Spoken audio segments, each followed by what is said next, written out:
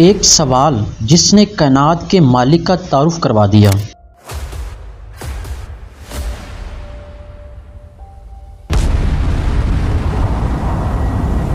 مان کو دیکھو کتنا خوبصورت ہے، تمہارا کیا خیال ہے یہ کس نے بنایا ہے یا خود بخود بن گیا ہے؟ یہ بات ہے اس وقت کی جب مکہ کی فضاؤں میں شرک کا اندھیرا چھایا ہوا تھا۔ تو میں اپنی بت کی بہت عبادات کروں گا۔ ہاں، یہی بت تو ہماری مدح کرتے ہیں۔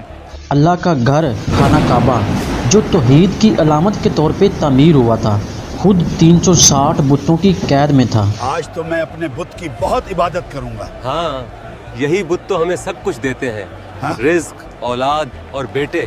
ہر قبیلے کا اپنا خدا تھا، ہر خاندان کا اپنا معبود۔ ہر شخص اپنے بت کی پوجا کرتا ہے، کم از کم وہ ہمیں سب کچھ دیتے۔ کوئی لکڑی کا بنا ہوا تھا تو کوئی پتھر کا۔ ان بتوں کی کہانیاں تھیں، ان کے خاندان تھے اور لوگ سمجھتے تھے کہ یہی ان کی قسمت کے مالک ہیں۔ میں اپنی ساری دولت اور اپنا خاندان کھو چکا ہوں۔ میرے خیال میں تمہارا بت تم سے ناراض ہے، جاؤ اور اسے خوش کرو۔ اسی ماحول میں ایک شخص کھڑا ہوا اور ایک اللہ کی دعوت دینا شروع کی۔ ایسے شخص کو جانتے ہیں جو مکہ میں صرف ایک اللہ کی تبلیغ کرتا ہے اور بتوں کی پوجا کو روکتا ہے؟ اور وہ شخص تھے محمد رسول اللہ صلی اللہ علیہ وآلہ وسلم۔ کیا تم جانتے ہو کہ محمد صلی اللہ علیہ وسلم نے صرف ایک اللہ کی عبادت کرنے کا حکم دیا ہے؟ اللہ کون ہے؟ ایک ایسے اللہ کا تعارف جو نظر نہیں آتا تھا۔ محمد نے ہم سے اللہ کی عبادت کرنے کو کہا، لیکن میں عبادت کیسے کروں؟ میں نے اللہ کو اپنی زندگی میں کبھی نہیں دیکھا۔ جسے کسی نے بنایا نہیں، جس کا کوئی خاندان نہیں، جو پوری کائنات کا خالق اور مالک ہے۔ سنو، محمد نے ہمیں آئیڈل کی پوجا روکنے کو کہا، اسے نہیں پتا تھا کہ ہم کبھی نہیں رکیں گے۔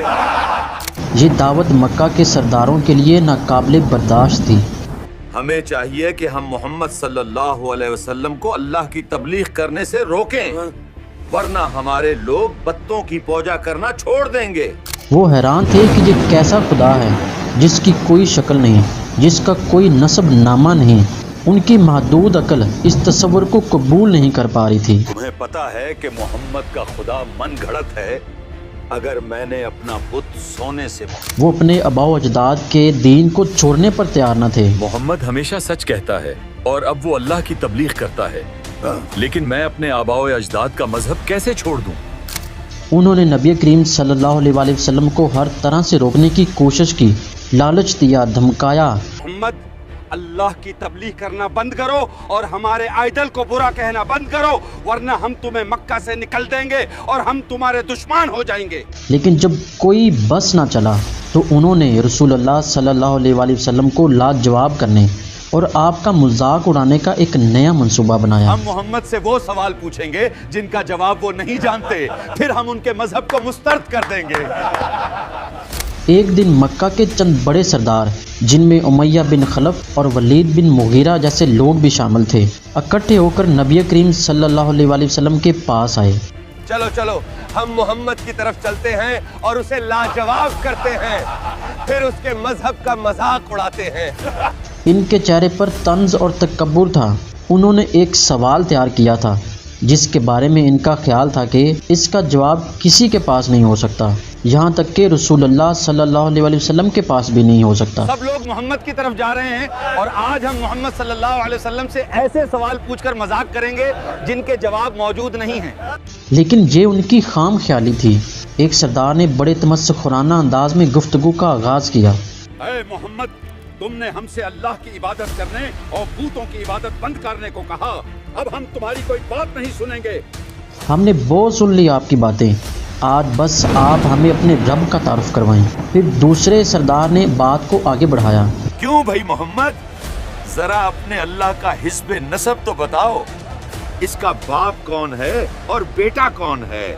وہ کس کا وارث ہے اور اس کا وارث کون ہوگا؟ ایک تیسرے سردار نے مادیت پرستی کی انتہا کرتے ہوئے پوچھا، اور یہ بھی بتائیں کہ آپ کا رب کس چیز سے بنا ہے؟ کیا وہ سونے کا ہے، چاندی کا ہے یا یاقوت اور موتیوں سے بنا ہے؟ ہم نے اپنے بت سونے سے بنائے ہیں، آپ کے اللہ کس چیز سے بنے ہیں؟ کیا وہ سونے کے ہیں یا ہیرے کے؟ وہ دراصل کائنات کے خالق کو بھی اپنی بنائی ہوئی چیزوں کی طرح سمجھ رہے تھے۔ وہ اللہ تعالیٰ کے لیے بھی ویسا ہی خاندان اور مادی وجود تلاش کر رہے تھے جیسا کہ ان کے بتوں کا وہ تھا۔ اللہ جس کے بارے میں محمد بتاتے ہیں کیا وہ سونے یا ہیرے کا بنا ہے؟ اس کے آباء و اجداد کون ہیں؟ یہ سوال صرف معلومات کے لیے نہیں بلکہ اس دعوت توحید کو نیچا دکھانے کے لیے تھا۔ ہم محمد سے وہ سوال پوچھیں گے جن کا جواب وہ نہیں جانتے، پھر ہم ان کے مذہب کو مسترد کر دیں گے۔ نبی کریم صلی اللہ علیہ وسلم نے ان کے سوالات سنے۔ آپ صلی اللہ علیہ وسلم نے اپنی طرف سے کوئی جواب نہیں دیا۔ دیکھو دیکھو محمد کے پاس ہمارے سوالوں کا کوئی جواب نہیں۔ محمد اگر تم سچے ہو تو ہمیں جواب دو۔ نبی کریم صلی اللہ علیہ وسلم نے ان کے سوالات سنے۔ آپ صلی اللہ علیہ وسلم نے اپنی طرف سے کوئی جواب نہیں دیا۔ آپ صلی اللہ علیہ وسلم نے ہمیشہ اللہ کی وحی کا انتظار فرمایا۔ وہ لمحہ ایک عجیب خاموشی کا تھا۔ ایک طرف مکہ کے سرداروں کے متکبر چہرے تھے جو اپنے سوال پر نازاں تھے اور تکبر کر رہے تھے۔ خاموش محمد، خاموش محمد۔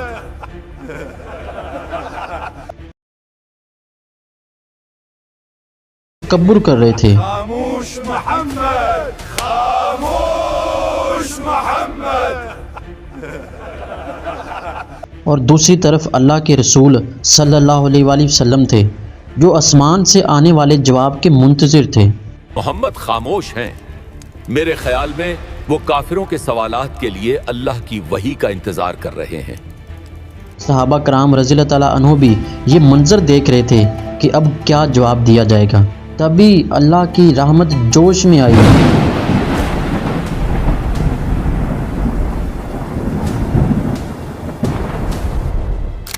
اللہ تعالیٰ نے اپنے پیارے حبیب صلی اللہ علیہ وآلہ وسلم پر حضرت جبرائیل علیہ السلام کو بھیجا اور اپنے تعارف میں وہ 4 آیات نازل فرمائیں جنہوں نے قیامت تک کے لیے توحید کا سب سے جامع اور مکمل بیان فراہم کر دیا۔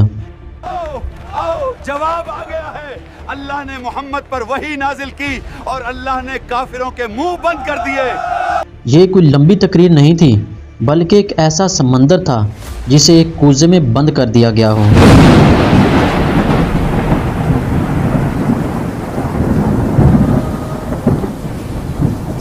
میرے دوست براہ کرم سورہ اخلاص کی تلاوت کریں جو اللہ نے محمد پر نازل کی تاکہ کافروں کے منہ بند کیے جا سکیں۔ بسم اللہ الرحمن الرحیم قل هو اللہ احد اللہ الصمد لم یلد ولم یولد ولم یکن له کفوا احد۔ کہو کہ وہ معبود برحق جس کی میں عبادت کرتا ہوں اللہ ہے، وہ ایک ہے، اللہ بے نیاز ہے، وہ نہ کسی کا باپ ہے اور نہ کسی کا بیٹا، اور کوئی اس کا ہمسر نہیں۔ یہ 4 آیات ایک گونج کی طرح اس محفل میں اتریں۔ کیا ہوا؟ کیا ہوا؟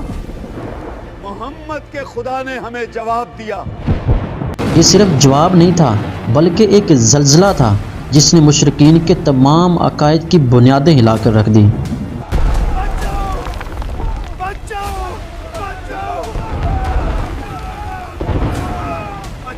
وہ جو ایک پیچیدہ نسب نامے اور مادی تفصیلات کی توقع کر رہے تھے، انہوں نے ایک ایسی حقیقت کو دیکھا جو ان کے تصور سے بھی بالاتر تھی۔ محمد کے اللہ نے ہمارے تمام منصوبے مٹا دیے ہیں اور وضاحت کے ساتھ جواب دیا ہے۔ اب ہم خاموش رہیں گے۔ وہ سردار ایک دوسرے کا منہ تکتے رہ گئے۔ ان کے پاس مزید کوئی سوال نہیں بچا تھا۔ ان کی ساری منطق اور سارا تکبر ان 4 مختصر جملوں کے سامنے ریزہ ریزہ ہو گیا۔ آپ دیکھتے ہیں کس طرح اللہ نے کافروں کے منہ بند کر دیے، اور یہ حقیقت ہے، اللہ ہی وحید ہے۔ اس دن کے بعد یہ سورت سورہ اخلاص کہلائی، یعنی وہ سورت جو ایمان کو شرک کی ہر ملاوٹ سے خالص کر دیتی ہے۔ یہ اللہ کا شناختی کارڈ ہے جو ہر شخص کے لیے ایک واضح جواب ہے جو یہ پوچھنا چاہے کہ اللہ کون ہے۔ یہ سورت اللہ تعالیٰ کا وہ تعارف ہے جو اس نے خود کروایا ہے۔ آئیے اس سورت کی 4 مختصر مگر جامع آیات کے سمندر میں غوطہ لگائیں اور اس کے موتی تلاش کریں۔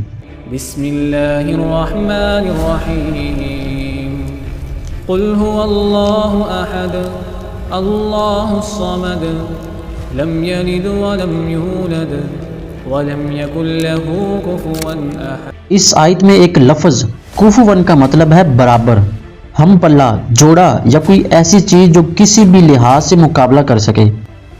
آسمان کی طرف دیکھو، اللہ کے سوا اور کون یہ خوبصورت آسمان بنا سکتا ہے؟ بے شک اللہ ہی قادر میں۔ اس کا مطلب ہے کہ پوری کائنات میں نہ فرشتوں میں، نہ انسانوں میں، نہ جنات میں اور نہ ہی کسی اور مخلوق میں کوئی بھی ایسا نہیں جو اللہ کے برابر ہو سکے۔ اس پوری کائنات میں کوئی اللہ کے برابر نہیں ہے۔ یقیناً کوئی انسان، فرشتہ، نبی یا کوئی بھی اللہ کے برابر نہیں۔ برابری جو نہ اس کی ذات میں ہے، نہ اس کی صفات میں ہے اور نہ ہی اس کے باقی کاموں میں ہے۔ یہ آیت ہر اس تصور کو ختم کر دیتی ہے جو مخلوق کو خالق کے قریب لانے کی کوشش کرتا ہے کہ مخلوق بھی وہ کام کر سکتی ہے جو اللہ کر سکتا ہے۔ فرمایا اس ذات کی قسم جس کے ہاتھ میں میری جان ہے، سورہ اخلاص قرآن کے 1/3 کے برابر ہے۔ اللہ کی شان سب سے بلند اور بے مثال ہے، اس لیے جب بھی آپ کے دماغ میں، آپ کے خیالات میں اللہ کی ذات کے بارے میں کوئی بھی خلل آئے تو فوراً پکار اٹھیں۔ بسم اللہ الرحمن الرحیم قل هو اللہ احد اللہ الصمد لم یلد ولم یولد ولم یکن له کفوا احد۔